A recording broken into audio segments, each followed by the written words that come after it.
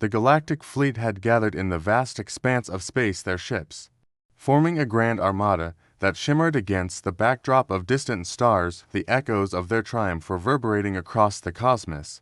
As they celebrated a victory that seemed apt out their enemies vanquished, their dominion secured the high-ranking admirals stood aboard the flagship, a behemoth of war, its hull a testament to the might and supremacy of the Galactic fleet.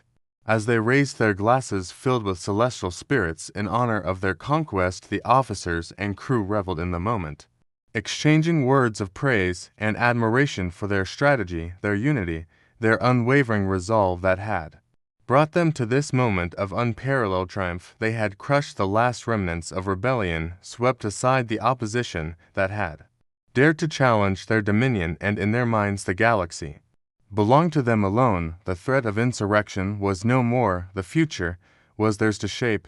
However, their celebration was short-lived as alarms blared across the command deck, red lights flashing violently against the sleek metallic walls. Officers turned to their instruments, confusion and concern flashing across their faces as they registered the impossible readings before them. A massive fleet of unknown origin was emerging from the darkness of space, their ships unlike anything the Galactic fleet had encountered before, monolithic structures of sheer brutality and efficiency, cutting through the void like silent omens of destruction. Their arrival sent a wave of unease through the ranks. The admirals and captains who only moments ago had been basking in the glory of their success now found themselves gripped by a sensation they had not known in decades. Fear.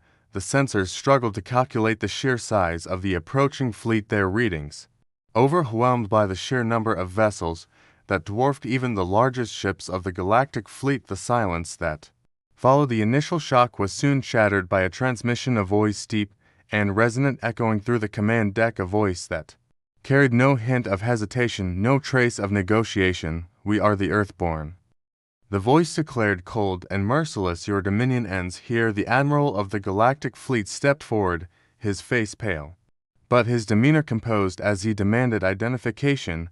How had these ships arrived undetected? How had such an armada materialized on their very doorstep, without so much as a whisper in the vast intelligence networks of the galaxy? There was no answer, only the hum of the alien vessels, drawing ever closer. Before the admiral could issue further orders, the first barrage struck the outermost defense lines, massive beams of energy tearing through shields as if they were mere fabric holes designed to withstand the most intense bombardments, cracked and shattered under the overwhelming firepower of the Earthborn Dreadnoughts. Panic erupted across the fleet, officers shouting conflicting orders as their once unified formation collapsed under the sheer force of the assault ships that had once stood as symbols of invincibility were torn asunder one by one, their fragments scattering into the void as the Galactic fleet struggled to reorganize their defenses. The Dreadnoughts of Earth advanced with unrelenting precision, their weapons unlike anything the galaxy had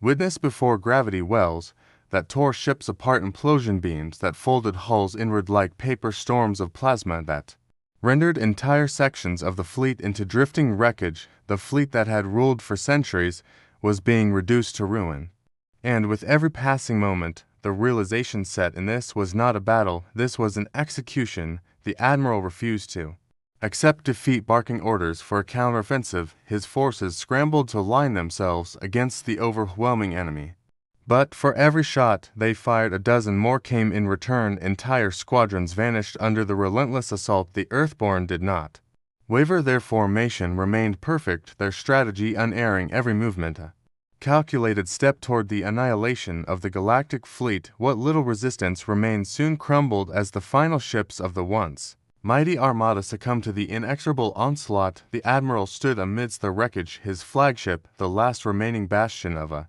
fallen empire, its shields flickering, its weapon systems failing. His officers lay silent around him, some dead, others staring at the inevitable end. As the Earthborn ships encircled them, the voice returned once more: "You believed yourselves rulers of the stars, but you forgot the ones who forged a path before you. You forgot the ones who watched and waited as you spread your dominion.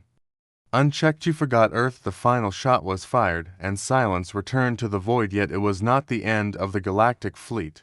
Nor was it the end of the Earthborn, for in the shadows of the ruined empire there remained survivors, those who had witnessed the fall, those who had escaped the destruction. They drifted across the stars, carrying with them the memory of the battle, carrying with them the last embers of their civilization. They would not forget, nor would they forgive. Their vengeance would come not in an open war, but in whispers, in the dark and unseen battles fought in the corners of the galaxy. The galactic fleet was gone, but the war was not over, and as the Earthborn turned their gaze upon the stars, they knew the future would be shaped not by victors, but by those who refused to be forgotten. In the silent corridors of deep space, hidden among the wreckage, a lone escape pod drifted unnoticed, its occupant a young officer who had served aboard the Admiral's flagship, his breath shallow, his mind racing. He had seen the might of Earthborn, he had witnessed the destruction of everything he had known, yet he did not despair. Instead, he clutched the data crystal hidden within his flight suit, information stolen in the chaos of the battle, knowledge that could change everything if only he could reach the right people, the right hands, the right cause. The galactic fleet had fallen, but its legacy was not yet extinguished, and as the pod drifted further into the void, beyond the reach of the Earthborn sensors, he made a silent vow: the war was not over, not yet.